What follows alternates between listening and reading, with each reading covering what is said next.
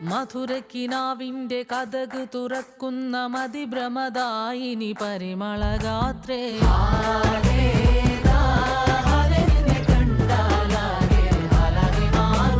മധുരക്കിനാവിന്റെ കഥക് തുറക്കുന്ന മതിഭ്രമദായിനി പരിമളഗാത്രേ.